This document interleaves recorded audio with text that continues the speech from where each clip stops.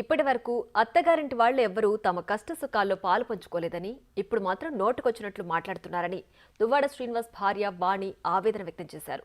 దువ్వాడ శ్రీను తల్లి, ఆయన తమ్ముడు వల్లే కుటుంబం డిస్టర్బ్ అయిందని తెలిపారు. టకల్లో ఉన్నటువంటి దువ్వాడ శ్రీనివాస్ ఇంటి దగ్గర ఉన్నాం.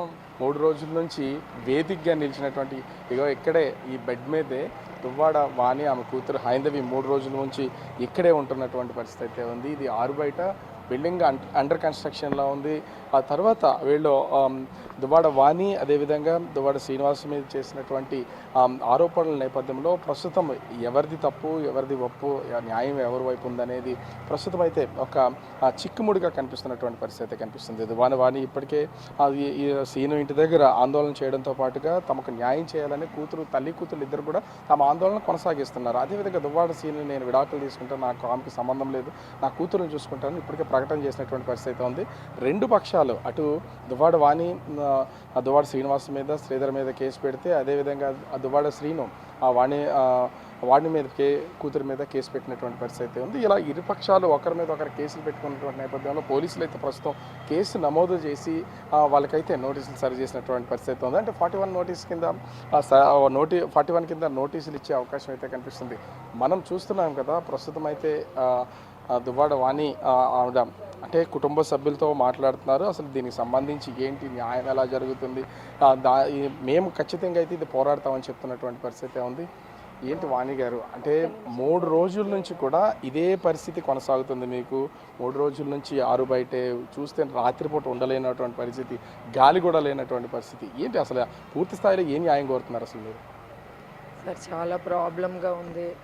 నేను భరించాలంటే భరించవచ్చు, కానీ నా కూతురు కూడా ఈ నిద్ర ఉండడం లేదు. దోమలు, పాములు మీరు గమనిస్తున్నారు. ఎవరు కూడా ఇక్కడ పడుకోలేని పరిస్థితి. ఆయన నా కోసం కాకపోయినా తన పిల్లల కోసమైనా ఆలోచించే పరిస్థితి కనిపించడం లేదు. ఎంత దారుణంగా బిహేవ్ చేస్తున్నారంటే అంత దారుణంగా.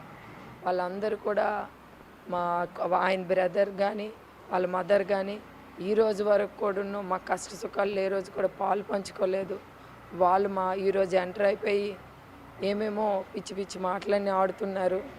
ప్రజలందరికీ తెలుసు వాళ్ళ పరిస్థితి ఏంటి, వాళ్ళ స్థితి ఏంటి. మా చుట్టాల బంధువులకు తెలుసు అందరికీ వాళ్ళ పరిస్థితి ఏంటి, వాళ్ళ స్థితి ఏంటి. కేవలం వాళ్ళ మదరు వాళ్ళ బ్రదర్ వల్లే మా ఫ్యామిలీ బాగా డిస్టర్బెన్స్ అవుతుంది. 3 రోజుల నుంచి కూడా ఆయన లోపలే ఉన్నారు, మీరు బయటే ఉన్నారు. అసలు మీరు అంతిమంగా ఆయన ఏం కోరుతున్నారు? అసలు డిమాండ్ ఏమైనా ఉందా? మా పిల్లలు మేము కలిపి మా ఇంట్లోకి మేము వెళ్ళాలని కోరుకుంటున్నామండి, అంతే తప్ప ఇంకేం లేదు. ఎందుకంటే దాంట్లో అసభ్య కార్యక్రమాలు అన్నీ జరుగుతున్నాయి. ఆ కార్యక్రమాలు కూడా బయటికి వీడియోస్ అన్నీ కూడా వస్తున్నాయి.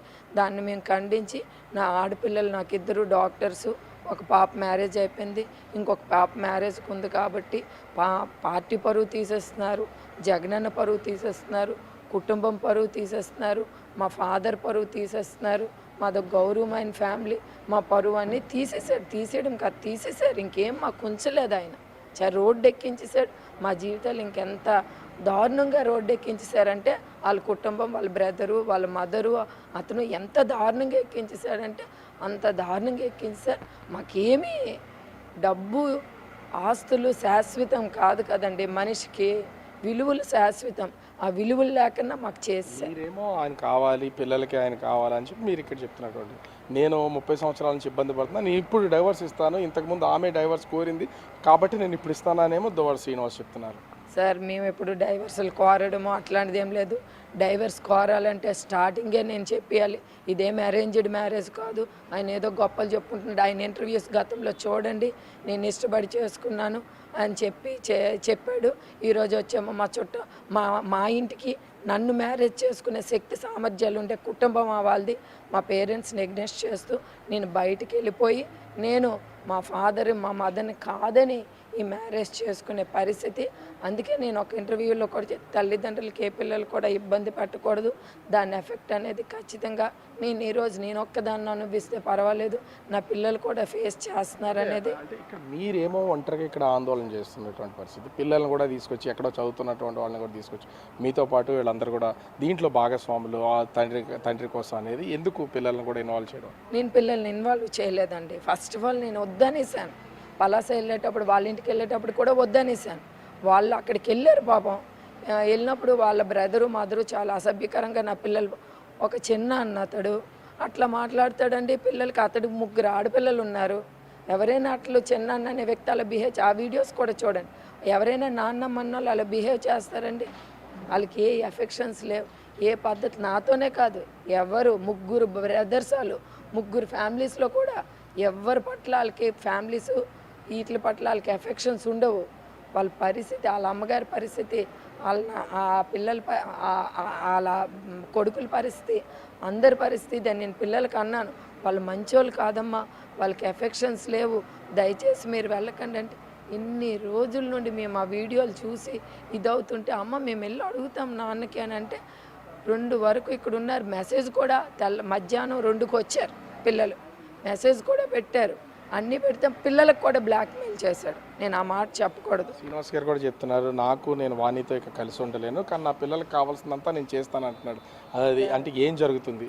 ఆయన కలిసి ఉండమని మేమేం అడగడం లేదు. మా ఇల్లు మాకు అప్పచెప్పిమంటాం, మా డబ్బులు ఇవి, మా అసెట్స్ ఇవి. ఎప్పుడు అతను ఇతడు ఆస్తి, మేము ఆస్తుల కోసం అయితే మేము మాట్లాడదలుచుకోలేదు. వాళ్ళ ఆస్తుల కోసం, డబ్బుల కోసం వాళ్ళు మాట్లాడుతున్నారు కాబట్టి అవన్నీ మిస్యూజ్ చేసుకొని వేరే రకంగా డైవర్ట్. అందుకనే మేము ఇప్పుడు మా జరిగింది ఒకటి, వాళ్ళు బయట షో ఆఫ్ చేస్తుంది ఒకటి.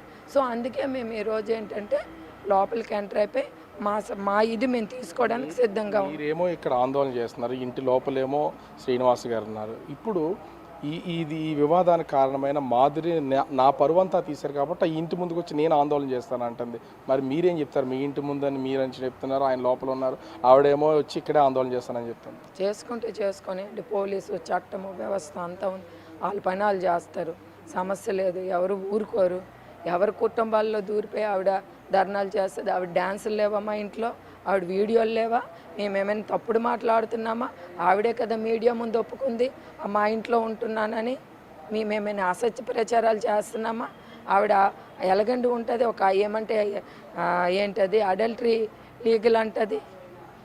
ఆవిడ అన్నీ ఒప్పుకొని ఆవిడ మీద సృష్టిస్తున్నామని ఆవిడ ఎలా చెప్తుంది? మేమేం సృష్టించడం లేదు, అన్నీ ఆవిడ నోటితోనే ఆవిడ ఫ్యాక్ట్స్ని ఒప్పుకుంది. ఎట్లా మా ఇంట్లో ఉంటుంది? మా ఇంట్లో ఉండవలసిన అవసరం ఆవిడకేంటి? ఏమంటే ఎన్ఆర్ఐ అంటది, కోటీసులం అంటది, డబ్బులు అలాంటప్పుడు ఆవిడిల్లు ఆవిడ ఉంచుకోకన్నా మా ఇంట్లోనే వచ్చి దూరిపోయి ఇష్టానుసారం చేసేసి కంపు చేసేసి. మాదొక గౌరవమైన కుటుంబం, మా ఫాదర్ ఒక జమీందారు, మాకు ఈరోజు శ్రీని గారు రోడ్డుకి ఇచ్చేసి వాళ్ళ అన్నదమ్ములు వాళ్ళ కుటుంబ సభ్యులంతా రోడ్డుకి ఇచ్చేసి ఎవరో ఒక అన్నోన్ పర్సన్ వచ్చేసి ఇష్టానుసారం మా కుటుంబం మీద మాకేమీ బ్రతకనివ్వలేదండి. శ్రీని గారు మా పిల్లల జీవితం, మా జీవితం సర్వనాశనం చేశారు. అంతే, ఇంకా భగవంతుడే వాళ్ళకి చూడాలి, మనుషులుగా మేమే చేయలేం, దేవుడే చూడాలి వాళ్ళకి. మీకు ఈ సమస్య పరిష్కారం అయ్యే వరకు ఇక్కడే ఉంటారా? కదిలే ప్రసక్తి అండి, నేను 100% దీంట్లో రాజీ అయ్యే ప్రసక్తే లేదు. వాళ్ళు ఏం చేసుకుంటారో చేసుకో. సో చూస్తున్నాం కదా, అంటే ఇప్పటికి 3 రోజుల నుంచి కూడా ఇక్కడే ఆందోళన చేస్తూ ఇదే బెడ్, అంటే నిన్న సాయంత్రం నుంచి ఈ తాత్కాలికమైనటువంటి బెడ్స్ని అయితే తీసుకొచ్చారు. కానీ నిన్నటి వరకు 2 చైర్లు 4 చైర్ల కింద వేసుకుని ఒక తాత్కాలికమైనటువంటి పరుపు వేసుకుని దాని మీద అయితే వీళ్ళు ఉన్నటువంటి పరిస్థితి అయితే కనిపిస్తుంది. ఓవరాల్గా చూస్తే దువ్వాడ శ్రీనివాస్ తన ఈ సమస్యకు పరిష్కారం తేల్చే వరకు కూడా ఇక్కడి నుంచి కదిలే ప్రసక్తి లేదు. ఎన్ని రోజులైనా ఆందోళన చేస్తాం. మాధురి కనుక ఇంటి ముందుకు వస్తే పోలీసులు ఉన్నారు, మా ఇంటి ముందుకు వచ్చి ఆమె ఆందోళన ఎలా చేస్తుంది, ఎందుకు చేస్తుంది, ఆ విషయాన్ని పోలీసులు చూసుకుంటారు. ఆమెకు సంబంధమే లేదు. ఇక్కడ ఆమెకి ఆస్తులు ఉంటే ఇల్లుంటే ఆమె ఇంటి దగ్గర చూసుకోవాలి తప్ప మా ఇంటి దగ్గర చేయడానికి ఒప్పుకునే ప్రసక్తే లేదు. కూతుర్ల విషయంలో నేను ఎక్కడ విషయంలో వెనక తగ్గను. దువ్వాడ శ్రీనివాస్ ఈ సమస్యను పరిష్కరించే వరకు ఇదే ప్లేస్లోంచి ఆందోళన కొనసాగిస్తామని దువ్వాడ వాణి చెప్తున్నటువంటి